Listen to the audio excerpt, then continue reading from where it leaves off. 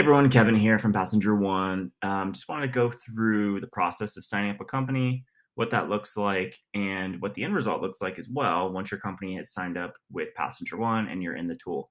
So we're going to work backwards a little bit on this one. I'm within a test corporation that I signed up myself right after we recorded our last video where we set up our personal profile.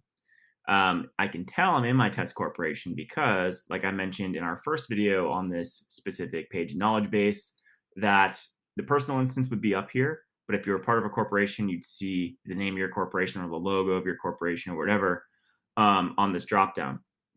As soon as your corporation is established, your default view when you log into PSNGR1 will be from within your corporation. So keep that in mind as well. If you log in and you see your company's logo or name up here, you'll know you're in the right spot. Otherwise, it's going to be like this. When you come in, the heading is different for the personal site. So there's some telltale signs to know that you're in a corporate site. Heading is different. You have your activity stream at the bottom, and you have the name of your company in the upper left-hand corner. So how did we get here? On that previous video, you saw in the upper right-hand corner, there was a button that said sign up your company that you could click up here.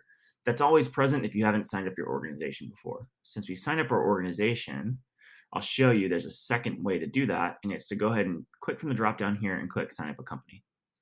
So this is going to generate a form for you to fill out with some basic information for your company. This is for customer success team at PSNGR1 to take in and build out that site for you. So name your company, billing address, basically just telling us who you are, where you're located, how to get in touch with you.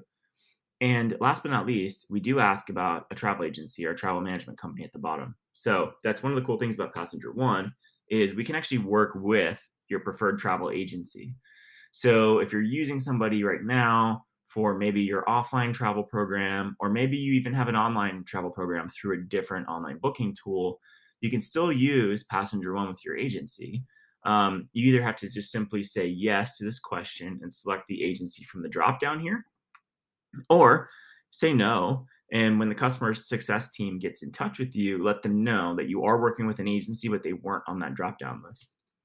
That will initiate a process for us to engage with your preferred agency of choice and look to get in with them. Essentially, we would just connect to their environment, whether that's on Sabre, Amadeus, Galileo, essentially their preferred GDS, and we would lay on top of them, essentially just like any other OBT, except it would be PSNGR1 instead of whatever you're using in place of that. So just keep that in mind. If you are using a travel agency, it's not impossible to use PSNGR1. In fact, it happens every day. So just let us know one way or the other, and we can facilitate that for you. If you're not using an agency, no problem. Just click no there and click complete profile. That's going to generate a form over to the customer success team, and they'll get in touch with you to let you know that your company's been built and what next steps to take. So in this scenario, we've already taken action there. We've already completed this form. We've gotten the email back from customer success. So we're logged in and we're now within our corporate instance. So what that does is when you sign up a company, you're automatically added as that company's travel manager. And what that means is I can click these three lines in the upper left-hand corner to expand my menu.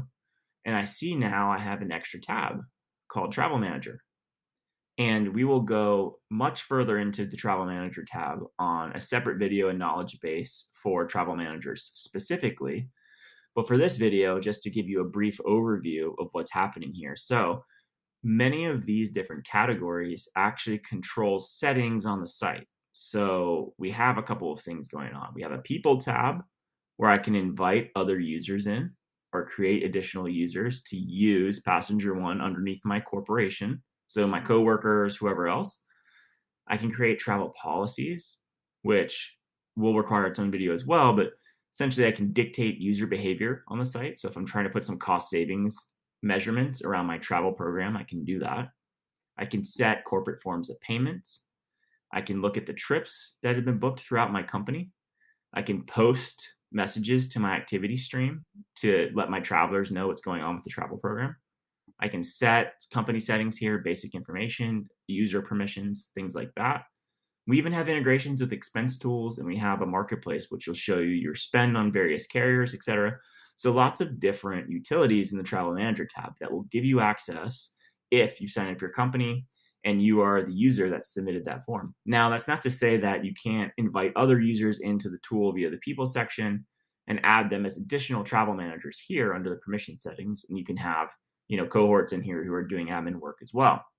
That's just the baseline. So once you get into your corporation and the customer success team initiates that org, they will coordinate with you on this part of it as well.